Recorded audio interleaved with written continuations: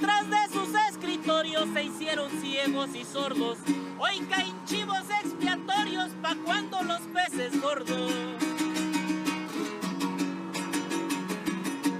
Hola, buenos días, buenas tardes, buenas noches a todos los que nos ven y que me han estado acompañando en todas estas pláticas que hemos tenido, pues acerca del folclore, de la danza, de la música que hay por conocer en todo este mundo tan hermoso que tenemos aquí en México. Y bueno, pues el día de hoy yo estoy de alfombra roja, hasta de rojo me puse, porque estoy muy contenta de tener a una persona que, aparte de distinguirse por ser sencilla y abierta en brindarnos este espacio, pues tiene una importante trayectoria en la música folclórica y le ha dado como su personalidad a su trabajo, ha impreso en lo que canta, pues opiniones y bueno, de verdad me encantaría que conocieran un poco más de él.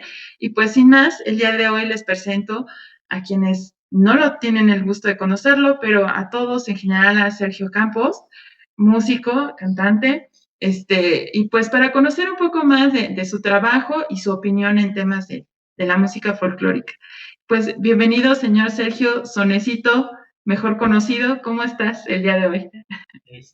Bien, pues antes que nada igual un saludo a todas las personas que se conectan a este canal y pues bien, aquí estamos disfrutando de este fin de semana. Pues nada, la verdad es que le platicaba ahorita 5 minutos antes a Sonecito un poco el tema de qué va este proyecto y pues él ha aceptado darme su perspectiva de la música folclórica, de actualmente cuál es el panorama, quizás también un poquito de su opinión de cómo ve a la danza folclórica, ¿no? Si le gusta o no, que es algo que también tengo duda, pero bueno, ahorita pasaremos a ese tema.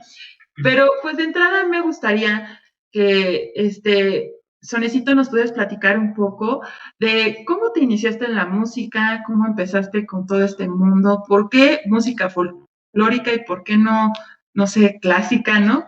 ¿Cómo fue esta experiencia para ti? Bueno, pues tratando de resumir un poco y retomando lo que acabas de decir al final, ¿por qué folclórica y no clásica? Curiosamente, yo empecé estudiando guitarra clásica. Okay. O sea, mi primer instrumento es guitarra. Y obviamente aprendí primero en la casa a través de mi papá, que él era músico empírico y tocaba música ranchera, música tradicional. Y pero a mí me llamó mucho la atención la guitarra, a tal grado de que empecé a buscar la forma de tocar cosas complejas en la guitarra y empecé tocando lo que le llamaban en ese entonces la nueva trova cubana. Me gustaban mucho las canciones de Silvio Rodríguez y y la encontraba complejo para poderlo tocar. O sea, yo empecé a sacar canciones de oído, pero llegó un momento en que te vas encontrando con la gente indicada en tu vida. Y cuando estaba yo en la secundaria me encontré con un maestro que me veía inquieto y me llevó a la escuela de iniciación a las bellas artes. Y ya, ahí empecé. Yo empecé a estudiar guitarra clásica, y a través de aprender ya la nueva trova, la trova me llevó hasta lo que soy ahora. Porque a través de la nueva trova cubana empecé a descubrir otras sonoridades y a otros, a grupos de música folclórica andina, porque en ese entonces estaba como muy hermanado la nueva trova, el canto nuevo y pues la música andina. Y entonces yo empecé tocando música andina, charango, me empezó a llamar la atención los instrumentos, entre comillas, raros. Yo buscaba esas sonoridades del charango y decía, pues, se me hacía nuevo, se me hacía una sonoridad extraña para mí, no era familiar. Y, y luego ya todos los instrumentos de música latinoamericana, el cuatro venezolano, el ronroco, las tarcas, las zampoñas, el bombo, todos esos instrumentos, pues te vas metiendo y y iba hermanado porque además el canto nuevo y la música de protesta me llamaba mucho la forma en que decían las cosas los cantautores, Víctor Jara y todos ellos que yo ya no, en vida no, ya no tuve sus discos, pero pero sí estaba yo ya también con esta idea como disidente, como de querer decir lo que piensas y hacer como una crítica al sistema, y este tipo de música me acercó mucho. Y entonces ahí viene lo bueno, que que estaba yo ya, incluso ya había grabado 2 discos con mis hermanos de música andina. Nos hacíamos llamar los hijos de Rosa en ese entonces. Y todo esto, pues, era como esa fascinación hacia el folclore, que sí es folclore, pero no, para serte honesto, yo no me metí más en el folclore sudamericano que en el de aquí, en un principio. Y y eso me llevó seguí estudiando guitarra clásica, pero no me encontraba tanto en ello, sino descubrí que había una carrera que se llamaba etnomusicología en la UNAM. Y entonces dije, yo voy a estudiar etnomusicología porque me llaman mucho la atención los instrumentos raros, ¿no?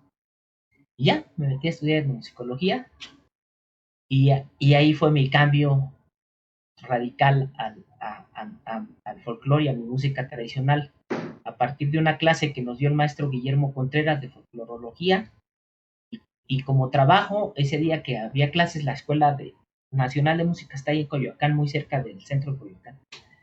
Nos dijo, ¿sabe qué? Hay un fandango ahorita, ahí en el Museo de las Culturas Populares, y no hay, su clase va a ser que vayan y levanten un registro etnográfico de todo lo que ven ahí.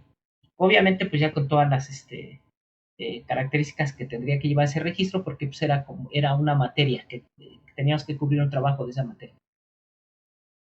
Y cuando llegué al fandango, desde que iba yo acercándome al Museo de las Culturas Populares, empecé a escuchar instrumentos que yo no había oído. Y me empezó a llamar la atención en mi oído lo que yo estaba escuchando, porque los grupos estaban afinando. Y entonces ya entré y encontré, y tuve la oportunidad de además encontrarme con grupos como Mono Blanco. Estaba Mono Blanco, los parientes de Villavicente, y fueron los Camperos. Y entonces pues era la mera mata del son, tanto del huasteco como del jarocho. Y cuando se subieron y empezaron a sonar sus instrumentitos y afinar, y la guitarra de son que le empezó a dar el maestro Chicolín, mira, no sé si se vea todavía, se me enchina la piel. O sea, empecé a escuchar y me emocioné mucho porque dije, ¿cómo es posible? Me emocioné y me avergoncé. Dije, ¿cómo es posible que yo esté tan metido buscando ronrocos, charangos, tarcas, zampoñas, y yo no conozca toda esta dotación instrumental que veo aquí? Y más aún ya cuando empezó el son, me acuerdo que se arrancaron con un buscapiés, y cuando arrancó la música, me emocionó, o sea, me conmovió, pero al mismo tiempo estaba yo embelesado, y atrás de mí empezó a escuchar que percutían una tarima, y volteo y están los bailadores. Y entonces ya ahora me doy cuenta, estaba yo en medio del fandango, de una cosa que no conocía. Y cuando vi esos instrumentos, yo escuché la guitarra son, dije, yo quiero aprender a tocar esos instrumentos. Y así empecé yo con el son, o sea, dejé todo lo que era la música tradicional, la música andina, y me empecé a buscar, a aprender los instrumentos de aquí, los ritmos y todo, y lo aprendí todo a través de un cuatro venezolano, porque yo no tenía los instrumentos. Obviamente los instrumentos que tenía eran andinos. Entonces, lo que más se acercaba era un cuatro venezolano, y con mi cuatrito venezolano empecé a aprender los ritmos de la jarana huasteca, los ritmos de la jarana jarocha, los golpes de Michoacán, y así empecé. Entonces, pues no dista mucho de que decías de por qué música folclórica y no clásica, pues más bien yo empecé al revés. Sí. Y eso pues me atrapó la música tradicional, me atrapó totalmente. Y ahí me quedé. De hecho, un compañero de la Nacional me dijo, y él tocaba muy bien la guitarra, las canciones de Silvio Rodríguez, muy, muy bien. Y pues yo ya me defendía en ese entonces. Y él me dijo, porque también estaba en la carrera de psicología, dice, ¿ya fuiste al fandango y todo eso? Y ya me vio que estaba yo metido en el son. Dice, va a llegar un momento en que se te olviden las canciones de Silvio por estar tocando sones. Y sí llegó. Sí, sí. Y ahí me quedé atrapado en el folclore. Obviamente sigo tocando trova y eso porque nunca lo dejas. Pero en el son, en el guapango, me encontré a gusto, me encontré mis raíces, encontré también mi forma de trovar, porque yo ya había hecho canciones, ya había intentado hacer canciones de protesta a través de los ritmos de la música, de la trova, del canto nuevo que le llamaban, con la guitarra. Y no me sentía tan cómodo. Donde me sentí más cómodo fue haciendo décimas y sextetas con mi jaranita. Ahí sí ya me sentí cómodo para decir lo que tenía que decir. Y así empecé, así, por eso folclore y no clásica, porque ahí me encontré. Pues así es a veces, ¿no? Uno empieza ahora sí que en un punto y sin querer, la vida solita, ¿no? Te va, o sea, igual y tan fácil como luego meterse a folclore, ¿no? Como son muchos músicos, pero no, aquí fue distinto y eso es algo que a mí me llama la atención. Yo no tenía la idea de todo lo que pasó, pero, o sea, es muy interesante toda esa trayectoria, ¿no? Y algo que me llamó la atención de lo que comentaba Sonecito era la sorpresa que transmitió de decir cuán rico era eso que se observó en los músicos de folclore acá, ¿no? O sea, fue como, o sea, todo esto es lo que lo que estoy escuchando, o sea, esa impresión a mí me fascinó. Entonces, hablamos de no nada más una riqueza, la que llamó la atención, sino pues todo el observar que también podía ver en la música como una parte en la que se podía imprimir esa protesta, ¿no? O esas posturas que se tenían ganas de plantear, ¿no? Entonces, yo creo que a mí me gustaría saber si nada más ahorita, ¿qué cantidad de instrumentos toca? O sea, ¿solamente nos enfocamos en la guitarra o cuáles actualmente son los que maneja usted? Ah, bueno, así que, pues sigo aprendiendo, es que de esto nunca terminas de aprender, pero te puedo decir que ya me pueda yo insertar en un grupo tocando la jarana huasteca. Me siento así, dentro del folclore, me siento más jaranero. Ok. La jarana es mi instrumento que domino, pues que ya me encuentro con los músicos tradicionales y puedo tocar cualquier son con ellos. Entonces la jarana pues, es como mi instrumento de Ok. folclore. La jarana jarocha también ya le saqué los ritmos que son y me he tocado con grupos y pues ya me acomodo. Sobre todo yo busco o, o me, entre comillas, me autocalifico que ya estoy capacitado para tocar con un grupo, porque cuando me arrimo a los grupos tradicionales, pues ya que me trope yo con un trío tradicional y agarro mi jarana y ya le doy el azote, pues yo considero pues, que ya en eso sí ya lo domino.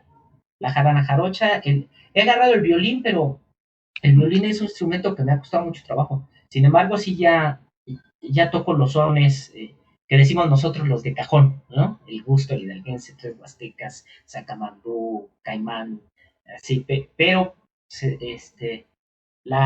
también toco la vihuela o guitarra de golpe de Michoacán. También sí la exploré y ya toco algo de eso. Y bueno, contando también los instrumentos de música andina, pues el charango y el cuatro venezolano, zampoñas. Y todo es a partir de los instrumentos de cuerda los exploro a partir de la guitarra. O sea, con la guitarra es como mi instrumento que me sirve para explorar los otros instrumentos, para poder sacar las triadas, bueno, los acordes eh, que puedan sonar y todo. Y la forma de aprender que hago, que llevo es yo busco a los músicos tradicionales para que me enseñen. En la nacional llevé talleres porque te dan talleres de música de Michoacán, y luego llevé uno de música de Veracruz y luego llevé otro de música huasteca, o sea, llevé 3 talleres. Sin embargo, la música en la escuela la cuadran mucho, o sea, sí está muy a tiempo, muy a los códigos de la escuela clásica. Y he entendido que la música tradicional tiene otros códigos, tiene otros acentos, tiene otros modos de tocar, otras medidas de otros. Es un estilo que en una escuela de música culta, entre comillas culta, porque ese nombrecito a mí no me gusta nada, en las escuelas cuadran mucho la música tradicional. Sí te enseñan las bases y eso, pero para tocar el son como tiene que ser, yo considero que debes buscar al músico tradicional y que te enseñe. Él es el maestro. Y yo he aprendido, he tenido la fortuna de aprender el son huasteco con el maestro Marcelino Luna, fue mi primer maestro de jarana. Y ya de ahí pues te vas conociendo personas, te van presentando a más músicos y pues ya te vas enriqueciendo. Aprendí a tocar la jarana jarocha y el requinto con eh, Huicho de los pájaros del alba. Él estuvo en las escuelas cuando allá en los ranchos, en el rancho de Luna Negra.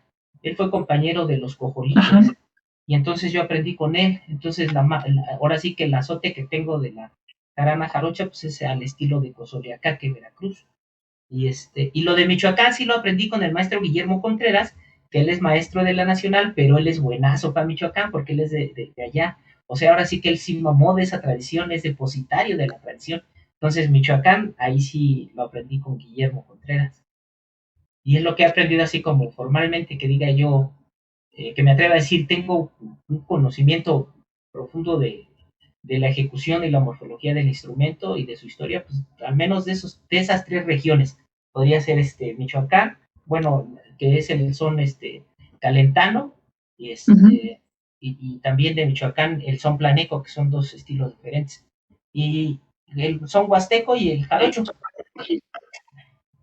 Ok, no, pues ya con eso.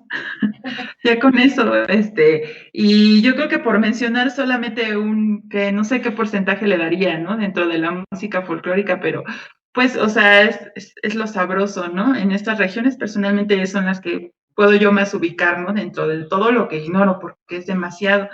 Y de toda esta trayectoria de ir conociendo, de tener este paso de algo más clásico hasta algo andino, hasta regresar otra vez a lo michoacano, lo que estábamos mencionando ahorita, ¿cuántos años han sido? Ah, pues 30, 30 años. ya, así como ya de explorar lo que es folclore, porque Ujú. ya de tocar instrumentos, o sea, la guitarra, pues ya Sí, desde antes. serían 38 años, 40 años de que toco. Wow. Pues la verdad es que yo tenía como también esa inquietud, ¿no?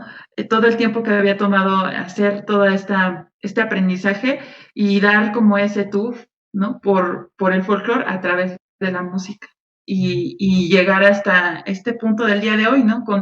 Con presentaciones, por ejemplo, veía el otro día con Fernanda Tapia en la haciendo ahí unas muy, muy interesantes, de las cuales ahorita me gustaría comentar un poco. Y pues ahorita en esta situación, pues digamos, de encierro, ¿no? Que tenemos, a mí me interesaría mucho conocer cuál es el panorama que se tiene ahorita de la música folclórica. ¿Qué se dice? ¿Cuál es el sentimiento de los músicos tradicionales que usted puede observar frente a todo esto que hemos estado viviendo, ¿no? Con todos estos contactos que tiene y también su vivencia, ¿no? ¿Cómo se ha vivido Sonecito en este periodo de aislamiento, digamos? Bueno, sí está bien interesante, ¿eh? Porque, bueno, partiendo de mi experiencia en el encierro, eh, a mí me tocó una coincidencia muy afortunada. Cuando empezó la pandemia, yo todavía estaba en los programas de MBS, de radio y de televisión, en los dos. Por la pandemia terminaron las dos producciones. Primero terminó la televisión, pero continué con los programas de radio. Y ahí fue donde me pasó algo muy, pues, muy afortunado, porque entonces empecé a trabajar a la distancia. Como ya no podíamos estar en la cabina de radio, me pidieron que grabara los sones y se los mandara para que los pudieran sonar allá. Mm. Entonces yo aquí en la casa empecé a grabar, tengo pues, un micrófono y una interfaz para grabar, pero no nada más era tener las cosas físicas, sino que me vi obligado a aprender un poco de editar y grabar por canales y todas esas cosas, pero me sirvió mucho porque entonces empecé a hacer lo que no podía hacer en el radio. Como en el radio tiene poco presupuesto, pues yo iba con mi jaranita y a echar verso, ¿no? Pero siempre tenía el gusano de que se escuchara como se tenía que escuchar, o sea, que la gente escuchara eso con el trío huasteco. Pocas veces yo llevé a los compañeros a cabina cuando había un pretexto de anunciar algún evento o cuando coincidía y podían, iban a cabina, entonces ya tocábamos con violín, jarana y guapanguera. Y entonces ya para mandar al radio, pues yo sí me di el caprichito, como aquí tenía mi guapanguera, mi jarana y mi violín, armé mis pistas, o sea, fui grabando por canales cada instrumento y luego sobre de los sones ya monté la versada, empecé a mandar los versos. Y ya conté, antes de que se terminara el programa de radio, tengo 27 sonecitos, todos del COVID, grabados. Quedaron 27 sones para de lo que es de la pandemia. Ahorita me gustaría echarme un clavado y escuchar lo que compuse hace un año, porque yo soy muy descuidado para registrar físicamente mis cosas, o sea, voy anotando en mis libretas que le llamo verseras, que son así estas libretitas, y entonces en estas libretas voy apuntando mis versos, pero no las tengo ordenadas por fechas y cosas así, soy muy desordenado, pero lo que sí tengo es el registro de audio de lo que fui mandando, y entonces quedó eso, pero al mismo tiempo, ya en el encierro, pues ya no podía reunirme con mis compañeros, y entonces estas pistas que grabé para el radio, las empecé a usar para practicar el violín, y entonces ya tenía mis pistas de los sones, del gusto, del querreque, del llorar, del caballito. Tenía un montón de pistas donde simplemente borraba el sonido del violín y entonces ya yo solito con una bocinita pues empecé a practicar. Y entonces eso me salvó un poco el aburrimiento y seguí practicando yo en casa de esa manera. Pero de mis compañeros, de los que conozco, de los músicos tradicionales que yo conozco, pues están radicados aquí, en la Ciudad de México y en el Estado de México. Y además los conozco a través de que salimos a botear. O sea, son músicos también de la calle, o sea, salimos dice don Vicente, dice, vamos a los comederos. Y me da mucha risa su término de don Vicente, porque son los restaurantes, pero además los comederos, y vamos a tocar ahí a Polanco, a los restaurantes, dirían desde antes, pero ahora ya se polarizó la palabra, a los restaurantes fifís, nos íbamos, ¿no? Y a tocar. Y entonces también nos íbamos a los camiones, a los mercados, pues a estar boteando a los tianguis. Y resulta, pues, los compañeros que yo conozco, pues, son ellos. Entonces sí está bien difícil, porque pues no podían salir a botear. No podíamos. No podíamos, hasta ahora que nos estamos reactivando. Y entonces muchos, pues empezaron a poner algún negocito, algunos se fueron a su pueblo, y ya ahorita ya se están reactivando. Y yo también ya empecé a salir a tocar otra vez a la calle, ya empiezo a salir. Y pero así la pandemia, así la pasamos, y hablándonos por teléfono y reuniéndonos de vez en cuando aquí en tu pobre casa. Pues yo iba a la casa del maestro Juan Mateo, y algunas tocaditas que nos llegaron a salir que son como muy obligadas del 12 de diciembre, por ejemplo, pues ya fuimos a cantarle a la Virgencita y cosas así. Y así nos la pasamos en la pandemia. Pero para mí sí me dio mucho de creativo para estar haciendo los sonecitos del COVID. Que yo soy malo de memoria, yo necesito apuntar todo porque no los tengo en la cabeza. Y y ahí quedaron. Entonces, incluso estoy pensando, como son tantos, hacer un disquito de los sonecitos del COVID y pues, moverlo por ahí, a ver cómo lo puedo hacer.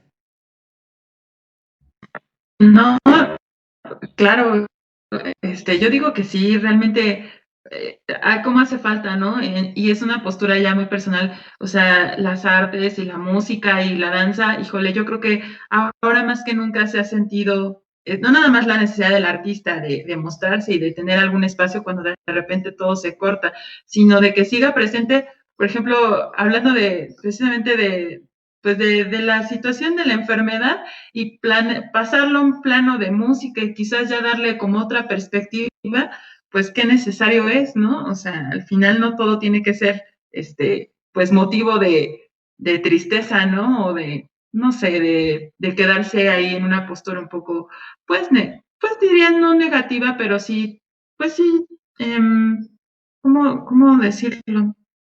Pues abandonarse, ¿no? A la situación y no tomar una postura distinta, un poco más activa, un poco más positiva. Sí, Y dentro de todo esto que nos estabas platicando, Sonecito, yo creo que es bien importante el tema de que al final el trabajo del músico folclórico siguió siendo independiente. O sea, yo resumo todo esto que viviste como independiente. O sea, seguí mi trabajo, de alguna manera tuve que acomodarme en mi casa, sí, como cualquiera de los que quizás trabajaban en oficinas, pero buscando, pues yo crearme quizás público ahora en las redes sociales, todavía más, incentivarlo, yo quedándome pues grabándome, ¿no? Tratando de tomar registro de todas mis nuevas creaciones y pues ahora sí que cada quien como pudo, ¿no? Como le fue posible, hasta con el cuaderno, ¿no? Como fuera para continuar con más creaciones, ¿no? Con respecto a temas actuales, pero también con lo que se tiene, ¿no? Seguirlo promoviendo. sí. Entonces, ¿Sabes sí, también lo claro. que noté? Que fue muy afortunado. Bueno, yo seguí haciendo transmisiones. Yo era poco constante en hacer transmisiones en vivo en el Facebook. Hacía, pero una vez al mes. Y ahora empecé a cada 8 días o incluso entre semanas estarme conectando y estar haciendo transmisiones porque pues yo aquí en mi soledad, pues afinaba mi instrumento, me ponía a practicar y todo. Y luego ya conectarte a las redes, pues ya te sientes acompañado. Pero del otro lado también dices, bueno, mi función es tocar y habrá gente que también, pues, si la está tristeando ahí en su casa o aburrido, pues, igual y se pueda conectar a una transmisión. Pero eso que hice yo, me di cuenta que va a quedar un registro muy, muy importante porque creció la actividad de los músicos a través de las redes sociales. Muchas transmisiones, muchísimas en el Facebook de amigos que no tenían actividad y entonces empezaron a hacer transmisiones cada 8 días y también para ayudarse porque iban poniendo ahí que les pusieran estrellitas de apoyo o muchos sí dieron como sus cuentas de alguna cuenta para que les depositaran porque pues, no se podían mover y se hizo una red de apoyo muy importante, se me enchina la piel porque como somos bien solidarios, ¿verdad? Como se hizo una gran red de apoyo entre músicos en todos lados, los músicos, incluso ya los consagrados que tenían proyectos allá, Mono Blanco y el Son de Madera, y todos ellos también a estar rifando jaradas, conciertos. Se hizo una gran actividad en las redes sociales y transmisiones en streaming, que les llaman, que no se había visto en otro momento. Y yo, pues también ahí me colgué para hacer transmisiones más seguido, pero me pasó algo muy curioso también, que tenía clientes que pues, les gusta el son y todo, pero aparte la versada que yo hago, son como muy de izquierda. Y entonces me tocaron algunos clientes que hicieron sus fiestas a distancia y nos conectamos vía Zoom. Entonces yo aquí desde la casa a tocar los sones y cómo no lo grabé porque algunos en las salas de su casa, otros en sus jardines tomando, el festejado acompañado de sus familiares y todos los cuadritos en el Zoom y yo tocando y en algunos cuadritos algunos bailando, o sea, yo los veía, pues se ponían a bailar el son en lo que yo tocaba el son y cosas así. Eso sin la pandemia nunca lo hubiéramos vivido, ¿eh?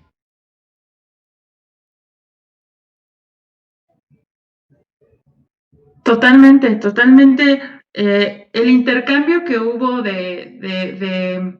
pues de vistas, ¿no? De empezar a vernos entre el mismo grupo de folclóricos, digamos, y entre quizás un poco otras personas que pues quedaban ajenas por no tener tiempo por ir a ver alguna función o alguna tocada, pues poco a poco entre compartir y hacer estos streaming, pues sí, o sea, como que se cerró una puerta, pero se abrió otra, ¿no? O sea, creo que sería el resumen de más o menos de lo que pasó. Y digamos que la carrera de Sonecito ha estado, por un lado, sí, tocando, digamos, lo que llamo ahorita como lo de cajón, o sea, música que pues es folclórica, que se toca, que va a salir en algún fandango, ¿no? Obviamente la parte de aprendizaje continua dentro de todo esto que nos platicó, para dar el paso de lo clásico ahora sí que al folclórico, o ir incorporando todos estos conocimientos, pero también algo muy marcado que mencioné al principio y que ya me gustaría como entrar más en materia, es esta música que muestra una postura, ¿no? Que ya deja ver, yo pienso esto de tema social, yo tengo esta postura y, por supuesto, muy en sonecito de un tema político, ¿no?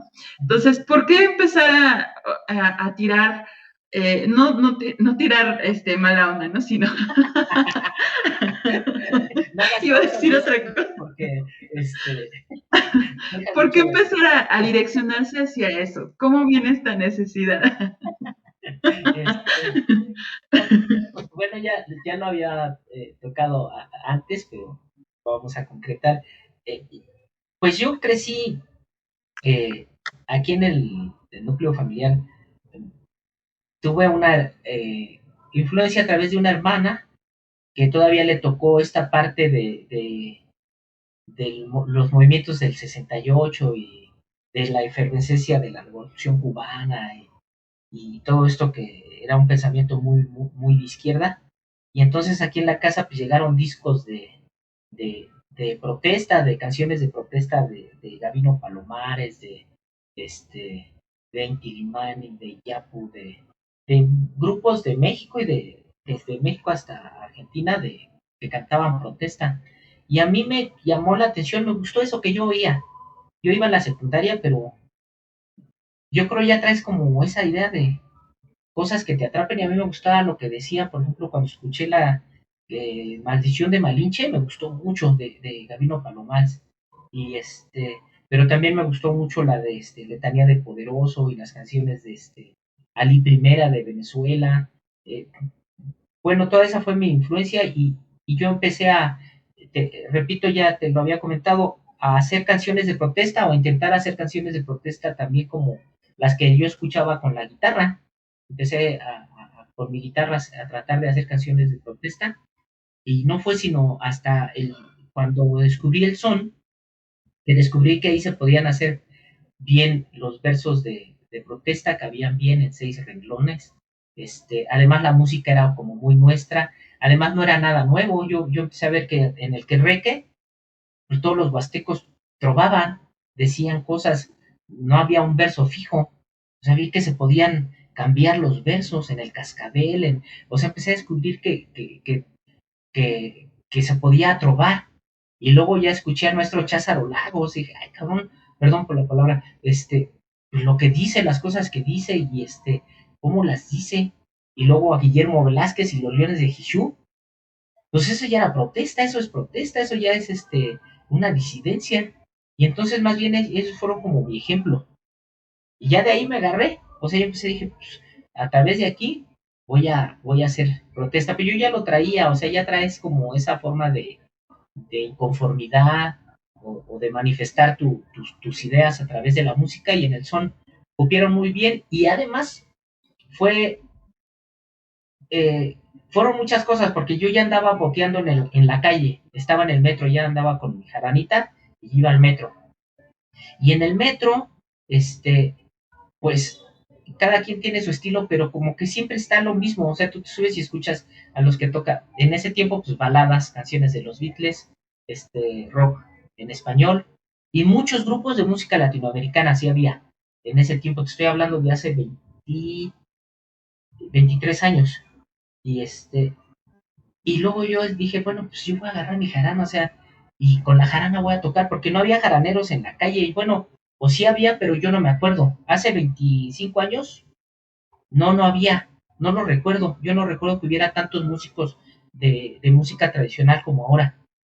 Dije, yo voy a agarrar mi jarana, y era el único pinche loco que andaba en el metro con mi jarana, y y entonces vi que eso me resultaba porque le llamaba mucho la atención a la gente.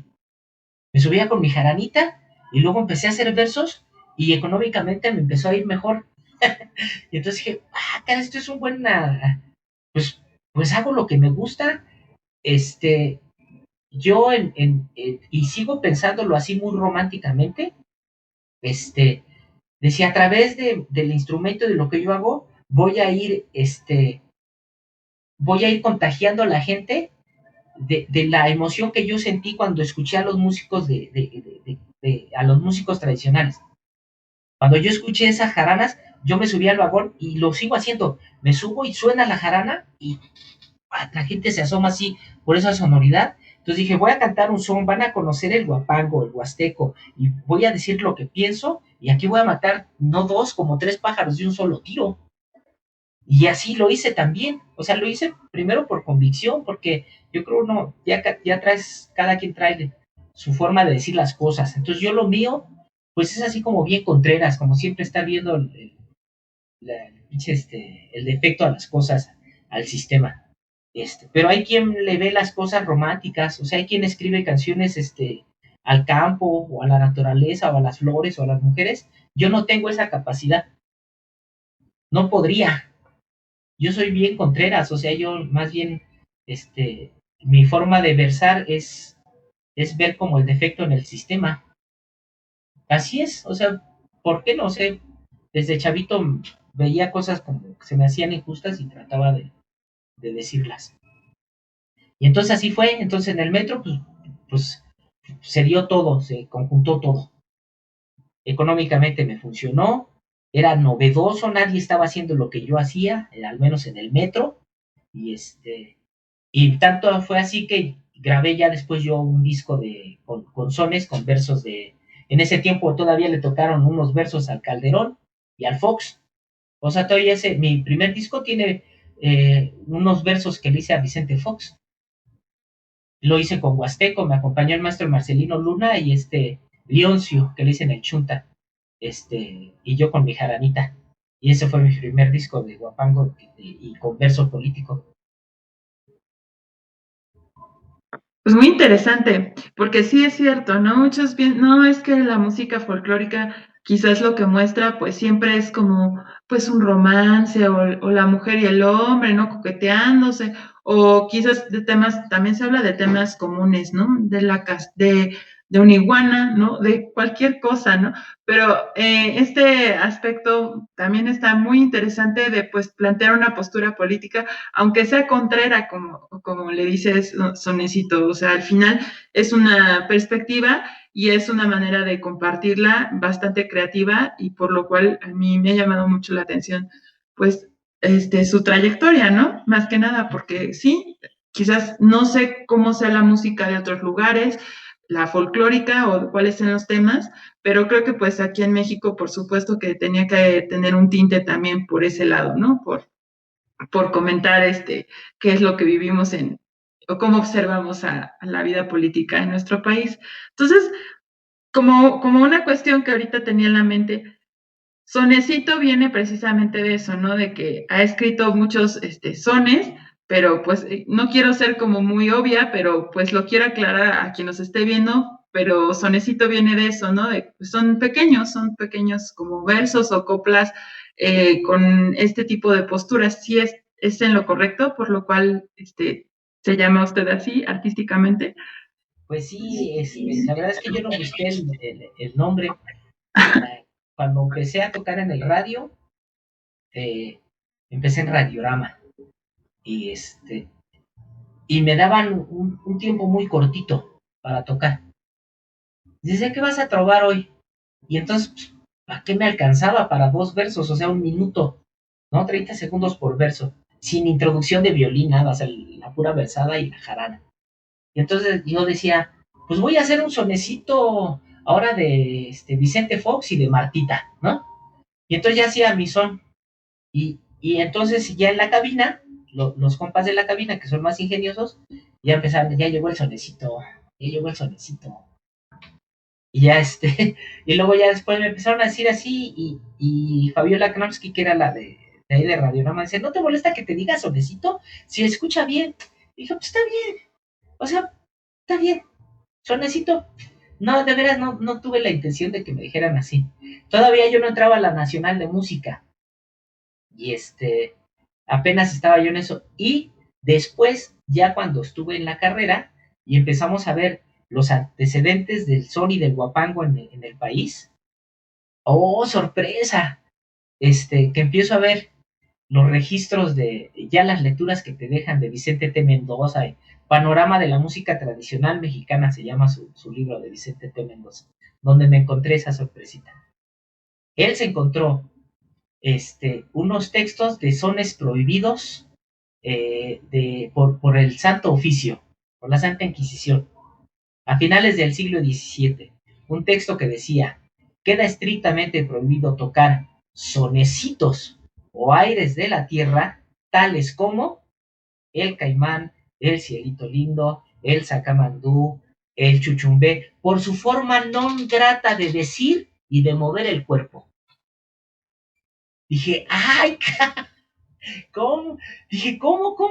Sí, antes de llamarse guapangos y sones, se llamaban sonecitos y aires de la tierra, y fueron prohibidos desde entonces por su forma que no era grata para el Santo Oficio de lo que se estaba diciendo ya en ese entonces. Ya en ese entonces ya se trovaba y se hacían sextetas, y hay algunos ejemplos del cielito lindo, que dice 150 pesos, cielito lindo, le dio una viuda para ponerle cuernos, cielito lindo, y al señor cura. Y eso a la iglesia le molestó mucho y lo prohibió. Y prohibió el caimán porque también eran versos que levantaban a la gente, ya andaban sublevando. Y entonces ahí fue cuando dije, sí, díganme sonecito, yo soy el sonecito. Sí, por supuesto que sí, ese nombre me gusta. Y ahí se quedó, así se quedó. Pero fue una maravillosa coincidencia. No, fue súper interesante. Entonces, digamos que en nuestra música siempre ha estado eso, ¿no? Ese afán de sacar tema, de decir lo que quizás no podemos decir de otra forma, ¿no? Pero ahí, ahora sí que metemos el hilo, ¿no? O no sé. Sí, qué interesante. Pues entonces, una casualidad, pero ni tan casual, ¿no? El decir sonecito. Me gustaría que, pues ahí, ahora que lo vean, mostrar un poquito de estos sonecitos, por ahí les vamos a estar enseñando. Pues ella quería tener un hijo del sonecito. Nada, me gustaría cerrar, pero con un tema que, bueno, a mí me tiene como, no preocupada, pero es el que primero abordo, que es, pues, la danza folclórica.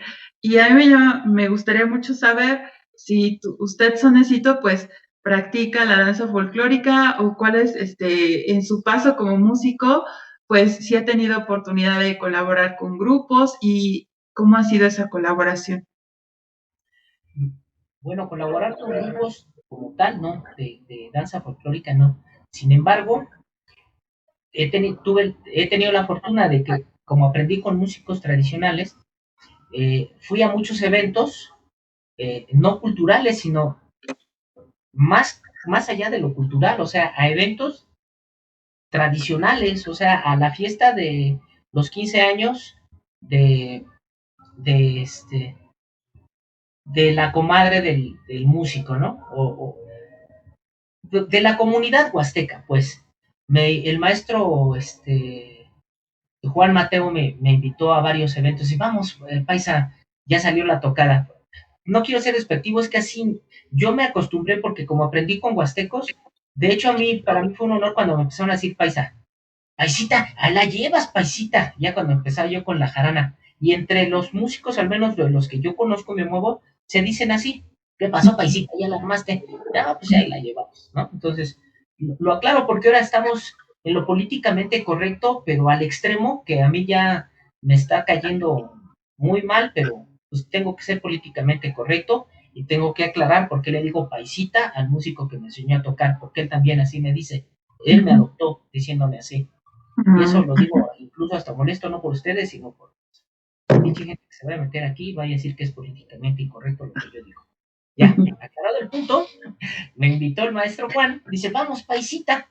Y ya fuimos a la fiesta y empezamos a tocar y ahí todos bailan guapango, pero no son de un ballet folclórico ni estudiaron, no, es su cultura y lo bailan bien bonito, bien bonito. Y no nada más el que reque y el gusto, sino los sones de brincos. o vamos a echar son de ricos, paisa. ¿Cuáles son los de carnaval? Y ya los enanos ya se enojaron porque las nanas, y brinco como chamacos andan los invitados. Híjole, a mí eso me inflama el corazón, se me hace bien bonito. Y luego ya de ahí pues te van invitando que al Museo de Culturas Populares, y entonces ahí sí ya llegan bailadores que les gusta, o me he dado cuenta que donde aquí en el Distrito Federal, sigo siendo Distrito Federal porque yo sí lo conozco, y en el área metropolitana, donde hay eventos culturales, empieza a identificar que hay muchos bailadores que siguen esos eventos culturales. Yo toqué y de repente veía una pareja, y luego en otro evento la misma pareja, y luego otra. ¡Wow! O sea, van rastreando y van buscando donde hay tríos huastecos para ir a bailar. Y entonces ahí ya conocí a más bailadores. Me tocó ir a San Pablito, allá a Puebla. Desde que vas llegando, ¿dónde es el Huapango, paisa? Ah, no, pues acá en San Pablito. ¿Y ya llegas? Uy, ahí la gente baila bien bonito el Huapango. Pero pues no es un ballet folclórico. Yo no he tocado con un ballet folclórico. Sin embargo, sí, ahora que estoy saliendo a botear a la calle 16 de septiembre, al Zócalo. Bueno, ahí cerquita al Zócalo. Salimos el trío huasteco y vamos con un par de bailadoras. Porque bueno, no es que yo lo considere, es que se ha desintegrado la cosmovisión de la tradición de las regiones culturales. Cada región cultural, y bueno, eso ya lo vimos en la escuela, es un todo. Entonces, el huapango, en la Huasteca no nada más es el trío huasteco, el huapango es un todo. El huapango no puede ir aislado de los bailadores y de todo lo demás, de la bebida, de la comida, de todo lo demás, es la fiesta. Entonces el trío, aquí en la Ciudad de México, pues andamos mutilados porque estamos sin bailadores, pero el bailador es una parte importante de toda la tradición. Entonces, cuando yo me planto, bueno, nos plantamos el trío y están las bailadoras, pues visualmente es hermoso. Pero aparte, esta parte de los pies es una percusión que yo sostengo que es un instrumento más de la agrupación. Así es. Y entonces, imagínate, pues ya con los bailadores ahí, entonces, me gusta mucho, y yo considero que las agrupaciones tendrían que no seguir mutiladas, sino seguir con los bailadores, porque son un todo, son un elemento también de la agrupación, y viceversa. La agrupación es parte de los bailadores y los bailadores de la agrupación, porque es un todo. Yo así lo veo. Totalmente concuerdo. Pues al final esa frase dice todo. Es la tradición, ¿no? Completa. O sea, la tradición completa de la música y la danza, el verlas juntas, o sea, están totalmente integradas, y más en nuestro folclore. Bueno, yo también concuerdo totalmente, llena el alma, ¿no? Tanto verlo como, por supuesto, hacerlo, estar ahí, no sé, expresar lo que se siente y la riqueza que se observa, ¿no? Es muy especial. Y pues, bueno, pues sin lugar a dudas, yo creo que pues por más colaboraciones entre músicos y bailarines, ahora que se ha dado toda onda de compartir y de a ver tú qué haces, y tú, pues poco a poco también, ¿no? Entre grupos y músicos, yo tengo esa postura, ¿no? Abrirnos y compartirnos en saberes, ¿no?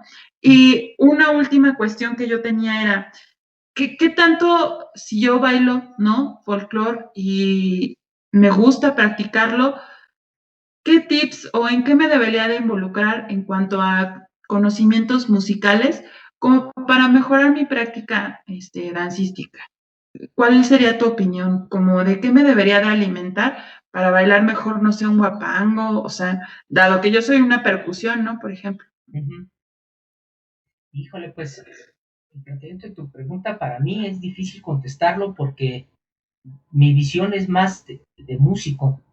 Yo como bailarín o bailador, pues tengo 2 pies izquierdos, me gusta mucho, me llama mucho la atención, pero no lo practico. Sin embargo, yo aconsejaría al bailador de música folclórica lo mismo que aplico para mí, para cómo yo aprendí el son. O sea, para aprender el son, en lo particular, yo lo aprendí a partir de la escuela, busqué al músico tradicional. Y el músico tradicional se convirtió en mi maestro, y a partir de ahí yo he logrado descifrar algunas cosas, porque el músico tradicional tampoco tiene ni la obligación, ni no tiene la forma de explicarte un ritmo ternario, un ritmo binario, un ritmo que es una sesquiáltera. Todo eso nos corresponde a nosotros de la ciudad, a los estudiados, por decirlo así, porque nosotros no mamamos de la tradición, no somos depositarios. Yo qué envidia de ver a los músicos que son depositarios de la tradición y que lo que traen, lo traen, no te lo saben explicar, nada más agarran y dicen, tú jálale aquí, paisa, jálale más, porque no estás dando bien el tiempo. No te dicen de tiempos, de nada, nada más jálale a la vara, jálale más, porque incluso lo que te voy a compartir es lo que me decía el maestro Marcelino Luna con respecto sigo en la pregunta que me hiciste. Dice, no, paisa, tienes que dar tu entrada firme. Espérame. Está desafinada, pero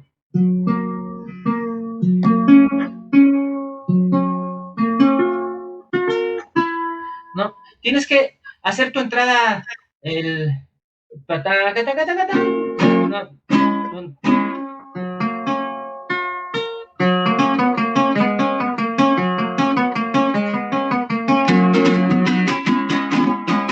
Ahí debes agarrar, paisa, cuando escuches. Alárgalo, paisa, déjalo descansar, porque si no, el bailador no va a entrar, no va a caer, paisa. Tú le das la entrada al bailador, la vara marca, pero la jarana debe estar ahí. No corras, paisa, no los toques rápido, no toques rápido los sones, paisa, vas a cansar a los bailadores. Toca pausadito. Cuando toques una rosa, después de la rosa, tócate no vayas a tocar un fandanguito, porque los dos están en menor, paisa, los vas a aburrir. Tócate un querreque, tócate un gusto, y así vétela llevando, y tócate unos menores, unos mayores, y luego ya metes los atravesaditos, paisa, ya te avientas un sacamandú, pero esos ya después, y así. Entonces, el músico, por ejemplo, Marcelino Luna, el músico tradicional, pero entendía muy bien cómo tocar para respetar a los bailadores. Y él no tocó con un ballet, o sea, él me hablaba de los bailadores de esa fiesta, de las fiestas en las que íbamos. Entonces, yo lo que recomiendo para alguien que está estudiando el folclore, pues partiendo de que está estudiando el folclore, pues entonces ya no es depositario de la tradición. Sin embargo, si ya lo está estudiando, pues va a tener todas las herramientas para descifrar al bailador tradicional. Sí. Para descifrar esa parte de dónde pegan los acentos para el huasteco, que el primer tiempo es débil y los otros son fuertes, entonces pam, pam, pam, pam. Por eso siente como un corazón que late, ¿no? El huasteco, ¿no? Pero si te vas a Michoacán, eso vas a entender que su tiempo es primario, su primer tiempo, en el primer tiempo va a recaer el acento. Entonces yo supongo que si musicalmente en la jarana mi primer tiempo va a caer ahí, para el bailador también. Entonces yo lo que recomendaría para las personas que se empiezan a meter a bailar, arrímense a los fandangos aquí en el distrito ahorita, y ahora que pase la pandemia, pues sigue habiendo, porque ahora ya hay un montón, ya hay muchos. Vayan, véanle los pies a las personas, cómo los mueven, a todas, porque a esos fandangos de aquí del distrito llega mucho músico tradicional y muchos muchachos que son de escuela, y de los dos aprendes. Sí. Y ahí mueven los pies. Yo digo, yo no bailo, pero nada, pero cuando hay fandangos, sí me aviento, o sea, al menos ya descifro el café con pan de Veracruz y los dos tiempos del Huasteco, que son los que a mí, los que conozco. Pero ¿qué recomiendo? Pues eso, paren la oreja, escuchen mucho, mucho y todo el tiempo que puedan el género que quieren aprender. Porque me decía el maestro Juan Mateo, también músico tradicional, cuando empecé con el violín, dice, mira, paisa, te voy a decir una cosa, no te molestes, porque luego tú te arrancas con la vara y no es así. Espérate. Para que toques, sí. Primero, pásalo por aquí, y ya que lo tengas aquí, pásalo para acá. No lo puedes hacer al revés. Primero pásalo aquí. Entonces, yo considero que para el ballet es lo mismo, primero pásalo aquí y luego pásalo acá. Sí, Pues yo, pero te sí. puedo decir lo que yo he escuchado de los músicos que me han enseñado. No, pues totalmente. Y parece obvio, ¿no? Uno puede, pues sí, es que, pues, ¿cómo vas a bailar si no la escuchas, ¿no? Pero no, creo que todavía podemos compartir más con los músicos y todavía podría involucrarse más el oído antes de bailarlo, ¿no? Porque uno luego se va a la técnica y no sé qué tanto. Pero bueno, o sea, al final también el aspecto de apoyarse en los que tienen la tradición, o sea, esencial, ¿no? Y ahora más que nunca que estamos, entre comillas, más conectados, hacer uso de ello, ¿no? Entonces, no, es un gran consejo y yo esperaba escuchar algo así de un músico o más o menos tenía como esa intención de que se platicara con esa perspectiva. No, Entonces, pues, sin más, pues ya se nos fue una hora de plática, muy amena, por ahí dicen que me congelé, ya no sé, veremos cómo arreglamos ese tema, bueno, pero esperamos, si está la palabra, pues ahí está. sí, con que esté la palabra, todo lo demás, pues ya. Y pues, más que nada, pues yo cierro este diálogo, este corto diálogo se me hizo muy rápido. De nuevo, reiterando mi agradecimiento a Sonecito por el espacio, por el tiempo, y pues esperando que en algún momento me pueda volver a acompañar, porque todavía hay mucho tema que se puede platicar de todas estas experiencias que tiene. Y pues, pues muy contenta, esperando que les dejemos por aquí las redes sociales de Sonecito para que lo sigan apoyando su trabajo y por supuesto pues a nosotros, ¿no? Que estamos tratando de, pues que todas estas pláticas se den y creo que ahora es el momento, más que nunca, ¿no? De compartir. Entonces, pues algo con lo que quieras cerrar, Sonecito. No, pues muchas gracias por la distinción, gracias por la entrevista y pues nunca se termina de aprender porque a través de las preguntas se aprende. O sea, esas preguntas que me hacen, bueno, muchas no me las había planteado. Entonces a la hora de responderlas, aprendes. Entonces, pues yo encantado. O sea, para mí esta tarde fue una tarde excelente, fructífera y aprendí mucho, aunque no lo crean. Y como dices, y si me lo permites, pues sí que haya otra, otra transmisión donde yo me pongo del lado de afuera, si yo me metiera a una transmisión que me gustaría ver, a lo mejor ejemplos musicales, ejemplos de empatar las cosas y cosas así. Entonces, pues yo encantado si hacemos una segunda y ya vamos metiendo ejemplos musicales y todo eso. Claro, pues sí, con todo gusto y pues muy contentos los dos, yo estoy muy contenta, muy agradecida y pues nos estaremos viendo, espero que les haya gustado, seguimos con este y otros temas muy interesantes, todo en pro de nuestro folclore y de que todos hablemos de él más seguido y lo compartamos. Entonces, pues que estén muy bien, muchas gracias, hasta luego. Ahí quedamos. Échale varita.